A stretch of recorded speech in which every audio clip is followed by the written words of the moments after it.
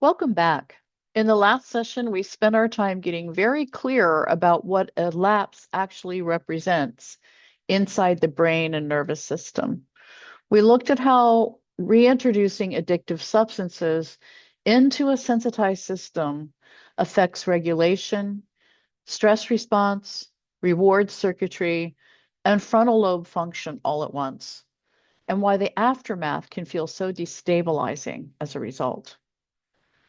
We also talked about why thinking often feels harder afterward, why emotions feel heavier, and why shame and isolation are especially risky in that window.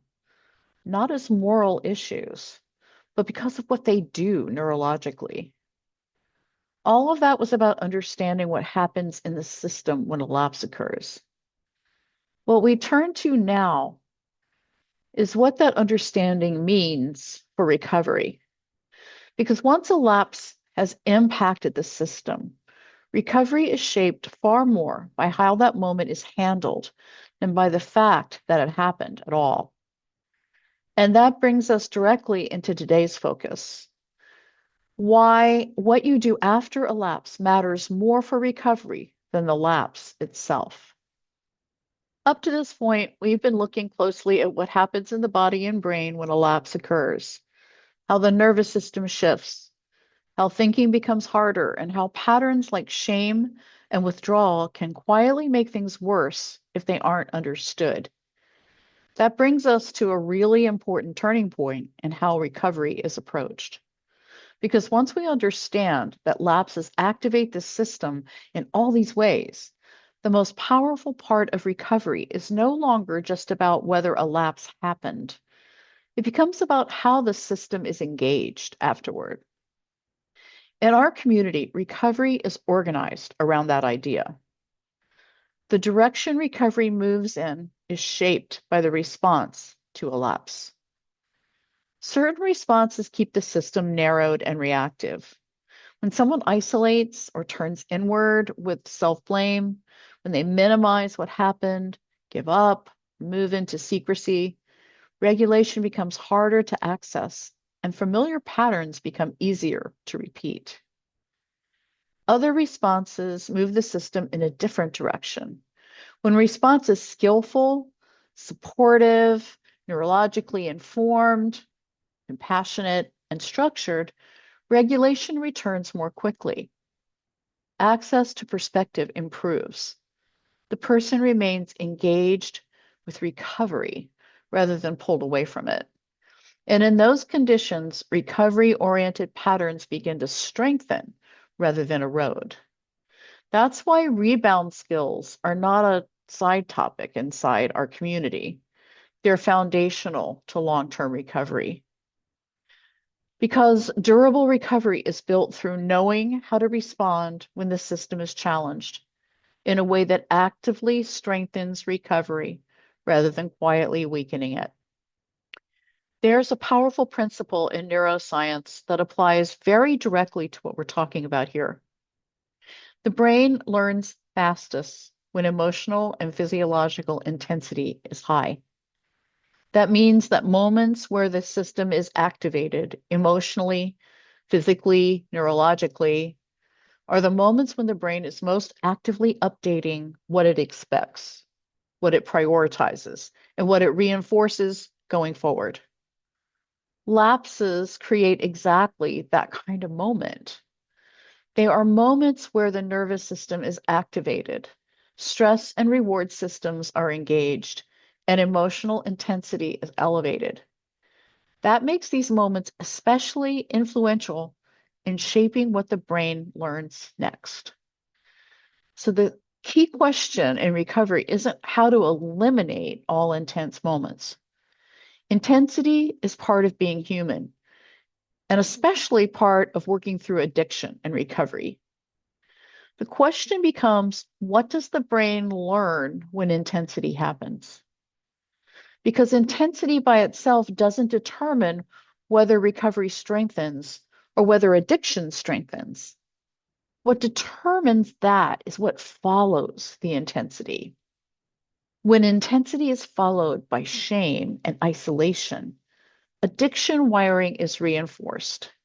The brain learns that distress leads to withdrawal, silence, and internal collapse, which makes future lapses more likely. When intensity is followed by support and skill, recovery wiring is reinforced. The brain learns that distress leads to connection, regulation, and effective response, which strengthens the system's ability to stay engaged with recovery, even under pressure. That's why our community doesn't treat lapses or intense moments as something to rush past or suppress. We train people to use these moments, not by creating intensity on purpose, but by knowing how to work with it when it naturally occurs, so that each activated moment becomes an opportunity to strengthen recovery rather than deepen old patterns. After a lapse, people very naturally turn toward effort as the solution. They say things like, I just need to be stronger next time, or I need more discipline, or I need to get tougher with myself. Those responses make sense on the surface because effort and discipline are how many challenges in life are handled. But in addiction recovery, something very specific is happening neurologically that makes this approach unreliable in that moment. Willpower is a frontal lobe dependent function. The ability to override impulses, stay flexible in thinking, tolerate discomfort, and choose intentionally all rely on frontal lobe engagement. And we've already established that after a lapse, frontal lobe activity is reduced. That means the very moment when people are demanding more willpower is the moment when the brain is least equipped to supply it. This isn't about motivation or commitment. It's about how the brain is functioning in that window. When frontal lobe engagement is lower, asking the system to rely primarily on willpower places the demand exactly where access is limited. That's why this isn't a character issue, it's biology. And this is why our community builds recovery on protection and skill rather than pressure. The goal is to stabilize the system first, bring regulation back online, and then engage choice and effort from a place where the brain is actually able to support them. When recovery is built this way, people aren't asked to push through moments when the system is compromised. They're taught how to work with the system so that effort becomes effective again rather than exhausting. Our community understands lapses as neurological events rather than personal or moral failures.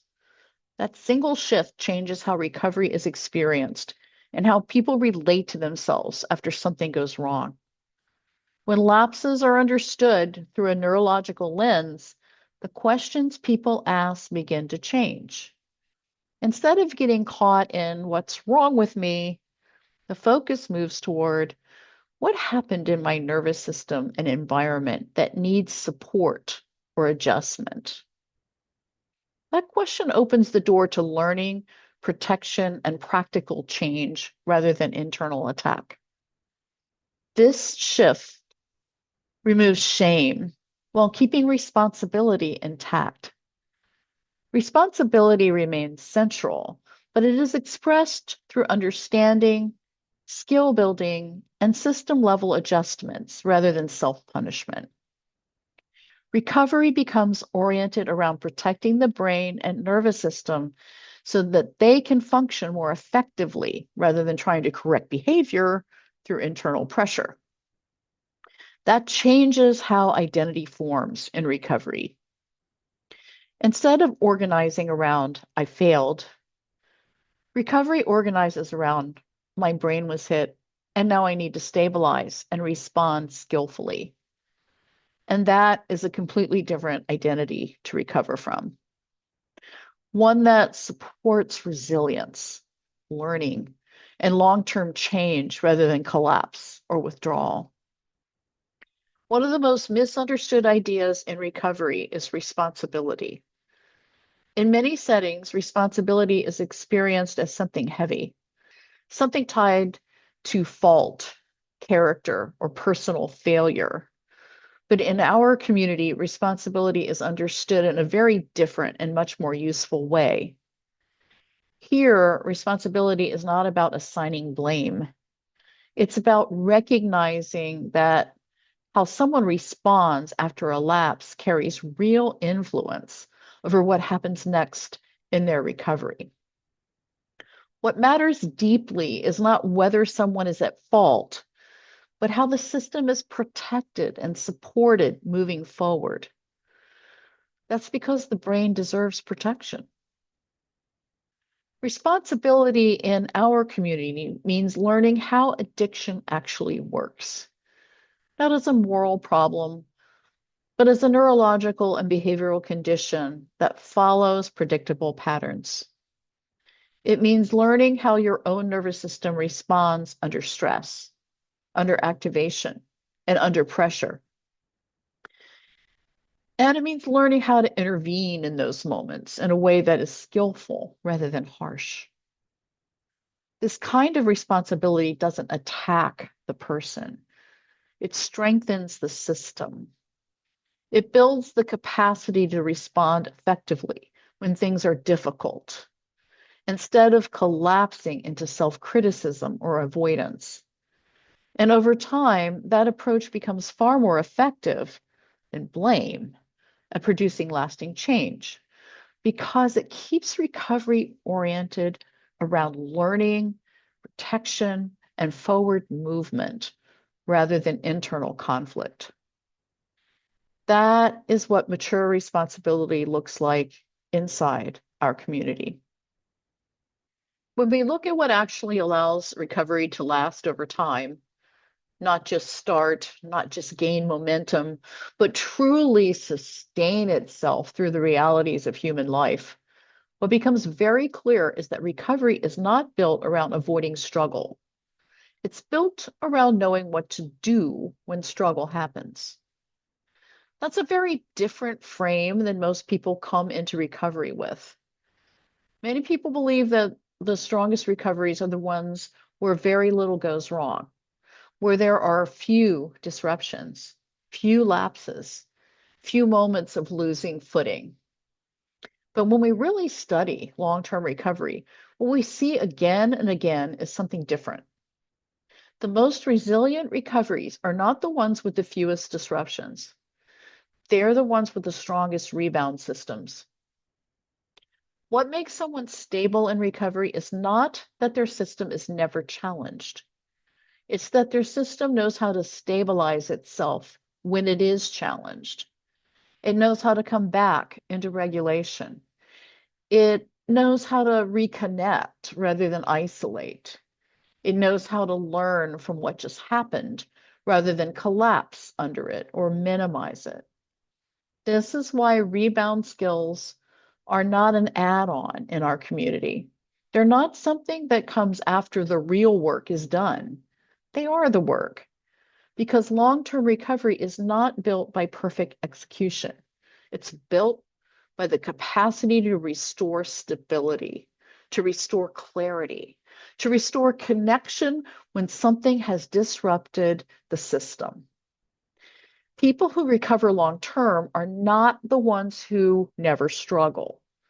They are the ones who've learned how to move through the struggle without losing themselves in it.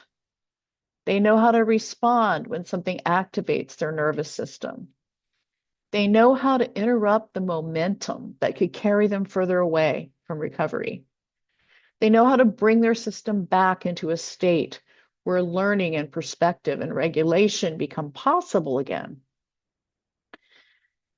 And that matters because every time the system is activated, the brain is in a learning state. Something is being reinforced. Something's being updated. The question isn't whether learning happens. It always does. The question is whether the learning strengthens addiction patterns or strengthens recovery patterns. Rebound skills are what determine that outcome. This is why we say that rebound skills are the backbone of long-term recovery. They are what allow recovery to deepen rather than erode when something doesn't go as planned. Because we protect recovery at its most vulnerable moments. In our community, we invest in rebound skills so deeply because they protect recovery at its most vulnerable moments, not by forcing control, not by demanding perfection, but by teaching the nervous system how to stabilize, how to reconnect, how to learn, and how to adjust. That's how recovery becomes sustainable, not by eliminating disruption, but by building the capacity to recover from it skillfully and consistently over time. And that's why rebound skills are not a side topic here. They're a central pillar of recovery itself. After a lapse, one of the most common reactions people have is an almost immediate internal conclusion that says, this is my fault. And I want to slow that down and look at it very carefully because for most people, that reaction doesn't come from apathy or from not caring about their recovery. Quite the opposite. It usually shows up precisely because this matters to them, because they want to take responsibility, because they're trying to understand what just happened and prevent it from happening again. For many people, self-blame actually feels like the responsible thing to do. It can feel like taking ownership of the situation, like saying, I'm not brushing this off, I'm taking this seriously. It can also feel like a way of maintaining control. If what just happened is entirely my fault, then it can feel like the solution is simply to tighten something up inside of myself, like more discipline, more effort, more resolve. In that sense, self-blame can feel stabilizing in the moment because it gives the impression that the problem is contained and manageable. The problem is that in addiction, self-blame is usually pointing us toward the wrong explanation for what actually caused the lapse. It reflects a misunderstanding of causation, of where the real drivers of the behavior are coming from. Self-blame assumes that what just happened is best explained by some kind of personal defect, a lack of discipline, a lack of character, a lack of commitment, some internal flaw that, if corrected, would prevent this from happening again. That assumption feels natural in a culture that explains most behavior in terms of personal strength or weakness. And it's an assumption many people carry long before they ever encounter addiction. But addiction doesn't operate primarily through character or willpower. It operates through changes in the brain and nervous system that develop over time and then begin to run largely outside of conscious intention. Through neuroadaptation, the brain physically and chemically adjusts in response to repeated exposure. Through conditioning, certain cues, emotional states, and context become linked to automatic responses. And through repeated exposure, the brain learns what to expect, what to seek, and how to respond long before a conscious choice is even available. So when a lapse happens, what we are seeing is not simply a person failing to be strong enough. We're seeing a nervous system responding according to patterns it's already learned and reinforced, often over many years, and often beginning long before someone ever made a deliberate decision about recovery. That doesn't make the lapse meaningless, and it doesn't mean responsibility disappears. It means that the meaning of the lapse is biological and learned, not moral. And that distinction matters in a very practical way. Because when we misidentify the cause of a problem, we almost always apply the wrong solution.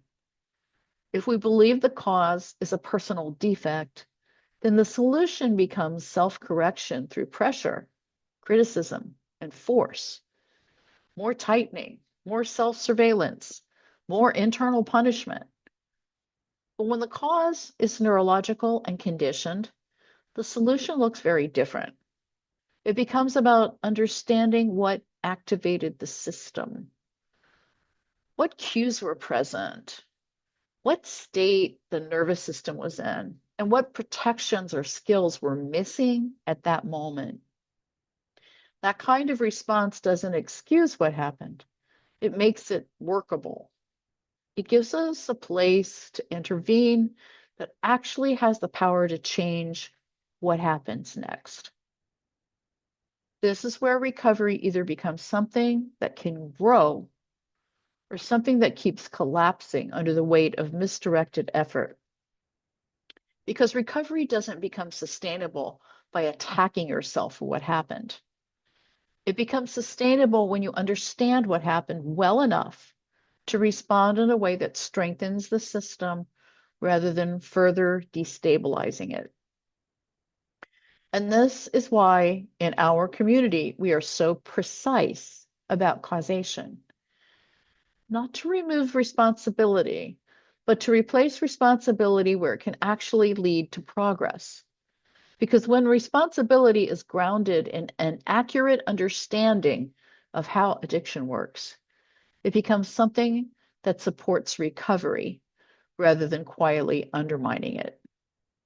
This shift from blaming yourself to understanding your system is one of the most important turning points in long-term recovery. One of the most important truths that our community teaches about processed food addiction is that this condition did not emerge in a vacuum. It didn't arise simply because individuals failed to manage their behavior well enough. And it didn't develop in a neutral environment where everyone had equal footing from the start. Processed foods were deliberately engineered in ways that take advantage of how the human brain and body regulate appetite, reward, and stopping. These products were designed to override natural satiety signals, the signals that normally tell the body when it's had enough. They were engineered to maximize craving, to increase repeat consumption, and to reduce the natural cues that help people to stop. In other words, these substances were not simply created to be enjoyed. They were created to be difficult to disengage from. And that design isn't accidental, it's profitable. Over time, the industry learned how to stimulate reward circuits more intensely, how to dull inhibitory control, how to intensify desire in ways that keep people coming back over and over. That knowledge didn't come from guesswork. It came from studying consumer behavior, neuroscience, and physiology, and then using that information to shape products that reliably produce repeat use. So when someone struggles with control around these substances, what we're seeing is not simply a personal failure of discipline or willpower. We're seeing the impact of prolonged exposure to substances that were specifically designed to target the brain's reward and regulatory system. That doesn't remove responsibility, but it radically changes where responsibility makes sense to apply. Because when people are told directly or indirectly that their difficulty with these substances reflects weakness, they end up turning their energy inward toward self-attack instead of outward toward protection and skill. Understanding the role of the food industry is not about anger. It's not about creating an enemy or staying stuck in resentment. It's about accuracy. and accuracy is protective. Because when people understand that they were targeted by design, they stop treating their struggle as a personal defect and start treating it as something that requires informed, structured recovery. They begin to see that what they're up against is not just a habit. It's an engineered relationship between a substance and a nervous system. That shift alone can be stabilizing. It reduces shame. It increases clarity.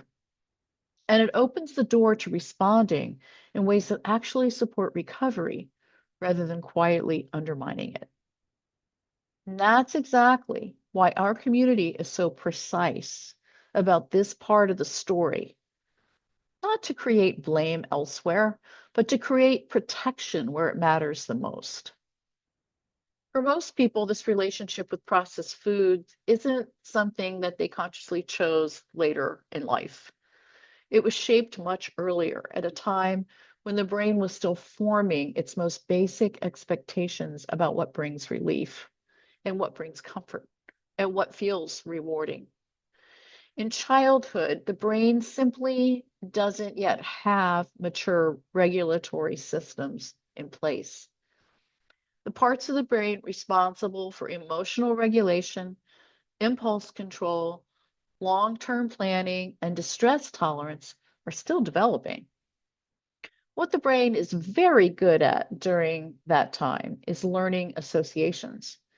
It learns what helps something uncomfortable go away. It learns what brings soothing. It learns what feels rewarding. And for many people, those early associations were formed in relationship to processed foods. So long before the brain learned how to regulate emotions internally, tolerate stress without external soothing, or make decisions based on long term outcomes, it had already learned what relief feels like, what comfort feels like, and what reward feels like through these substances. That sequencing is important because it means that when people struggle with these foods later in life, they're not simply responding to a present day temptation. They're responding to patterns that were wired in at a time when the nervous system had very limited tools for doing anything else. And by the time someone reaches adulthood, they're not just dealing with a habit that can be changed through decision alone. They're dealing with deeply embedded neural learning that formed when the brain had very little capacity for self regulation and virtually no capacity for informed choice. When you look at it through that lens, what people are struggling with now begins to make sense in terms of how their nervous system developed, learned, and adapted, rather than pointing to something wrong with them as a person. This is why effective recovery has to work with that developmental reality instead of judging it. Because when recovery ignores how and when these patterns were formed, it often ends up asking people to override their nervous system with willpower alone. And that almost always leads to frustration, collapse, or self blame. When recovery works with developmental reality, something different happens. People stop asking, "What's wrong with me?" And they start asking, "What did my system learn? And how can it learn something new now?" And that shift alone changes the entire emotional tone of recovery. It replaces shame with clarity and opens the door to approaches that are actually capable of retraining the nervous system rather than fighting against it. That's why early exposure matters so much, not as a story about the past, but as a roadmap for how recovery needs to be built in the present.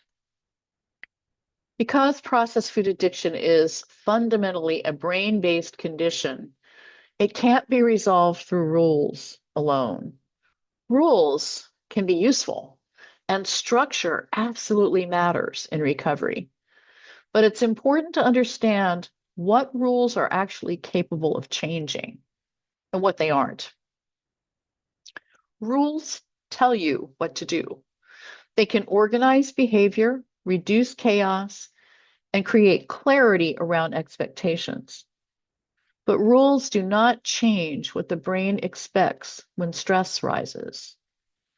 They don't change what the brain automatically reaches for when discomfort appears. And they don't change what feels familiar, or regulating, or safe. That distinction is critical because addiction does not live primarily in conscious decision making. It lives in patterns of anticipation and response that operate far below deliberate choice. That's why someone can understand the rules, agree with them completely, and even want to follow them, and still find themselves pulled off course in moments when their nervous system becomes activated. In those moments, the brain isn't consulting rules. It's following what it has learned through repetition, exposure, and relief. Rewiring is what changes those deeper patterns. Rewiring is what shifts what the brain anticipates under stress, what it seeks when discomfort shows up, what it expects will bring relief. Over time, rewiring changes what feels natural rather than effortful, what feels regulating rather than destabilizing. And that kind of change doesn't happen through instruction alone. It happens through experience. It happens when the nervous system repeatedly moves through activation and learns that it can settle without relying on addictive substances. It happens when new associations begin to form, where relief, comfort, and reward become linked to different responses, different supports, and different environments. It happens as emotional regulation develops, not just as a concept, but as something the body actually learns how to do. It happens when old patterns are interrupted skillfully and consistently. No, not through force, but through timing, awareness, and support. It also happens in environments that support frontal lobe engagement, environments that help keep perspective, planning, and choice accessible, even when things are difficult. Because when the frontal lobe stays online, learning stays possible. And when learning stays possible, recovery can actually take root. That's why our community is not built as a rule system. It's built as a nervous system retraining system. The focus isn't simply on telling people what they should do differently. The focus is on helping the brain learn how to respond differently, gradually, repeatedly, and in ways that actually hold when pressure shows up. Because when recovery is built this way, people don't just follow rules better. They experience urges differently. They experience cravings differently. They experience themselves differently in moments that used to feel unmanageable. And that shift from managing behavior to retraining the nervous system is what makes recovery sustainable. Self-blame doesn't just feel uncomfortable or discouraging after a lapse. It actively interferes with recovery in ways that are often subtle and easy to miss when they're happening. When someone comes out of a lapse believing I'm the problem, the entire direction of their attention changes. Instead of looking outward at what might have contributed to the lapse, the environment they were in or the cues that were present, the state of their nervous system, whether they were fatigued or stressed, or whether certain skills were just missing in that moment, their focus turns inward towards self-criticism. And that shift has real consequences for how recovery unfolds. Because once attention collapses inward like that, people stop investigating what actually happened in a useful, recovery supportive way. They stop examining patterns. They stop looking at how their system was activated. They stop asking what conditions made the lapse more likely or what protections might have been missing. And when that kind of investigation stops, system level adjustment stops as well. Instead of thinking in terms of what needs to change around them or within their recovery structure, people begin to direct their energy toward trying to correct or punish themselves. They stop asking how to reduce Q load, how to manage fatigue differently, how to strengthen skills, or how to build more protection into vulnerable moments. All of that attention gets pulled away from the system and placed onto the self. That inward turn can feel like accountability. It can feel like being serious about recovery. But neurologically, it pulls energy away from the very processes that actually support change. Recovery strengthens when attention is directed toward understanding patterns, adjusting environments, building skills, and supporting the nervous system, not when it is absorbed in self-attack.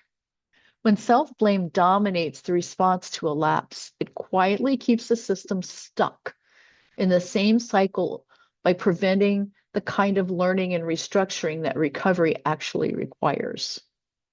And this is why self-blame ends up doing much more than simply showing up alongside addiction. It actually helps keep the cycle going because it repeatedly pulls attention away from where meaningful change can occur, and it redirects it towards the person themselves rather than toward the system that needs support. What our community does differently at a very foundational level is replace blame with skill. That doesn't mean minimizing what happened, and it doesn't mean pretending lapses don't matter. It means changing what we do with the moment when something goes wrong. Instead of moving immediately into self-criticism or judgment, our community moves into investigation and learning. The focus shifts away from attacking the person and toward understanding the system. So rather than asking, what's wrong with me? We begin asking much more useful questions. What happened in your system in that moment? What cues were present? What was the state of your nervous system leading up to that lapse? Were you fatigued, stressed, emotionally activated, overloaded? What protections might have been missing at that time? And based on what we learn from those questions, what can we realistically strengthen or adjust moving forward? Those questions are not soft, they're precise. And precision is what makes recovery workable. This approach is not about lowering standards, it's about raising accuracy. Because when we understand causation correctly, when we accurately identify what actually contributed to the lapse, we can intervene in ways that have real power to change what happens next. Accurate causation leads to effective intervention. And effective intervention is what makes recovery sustainable over time. When recovery is built on blame, people get stuck trying to fix themselves as if they are the problem. When recovery is built on skill, people learn how to protect and retrain their nervous system in ways that hold up under real life conditions. And that shift from blame to skill is not just a change in tone, it's a structural change in how recovery is built. This is where we're going to pause for today. Up to this point, we've been focused on understanding what happens after a lapse. We've looked at how the brain updates itself in that moment and why the way a lapse is interpreted and responded to shapes what gets reinforced next. We also have taken a clearer look at self-blame and why it pulls attention away from the conditions that actually allow change to happen. All that sets the groundwork for what comes next. Because once blame is replaced with accurate understanding, the question becomes how to create the conditions that allow the brain to stabilize and reorganize. We'll pick up there next time when we turn to the role of safety, connection, and support in protecting the brain and moving recovery forward.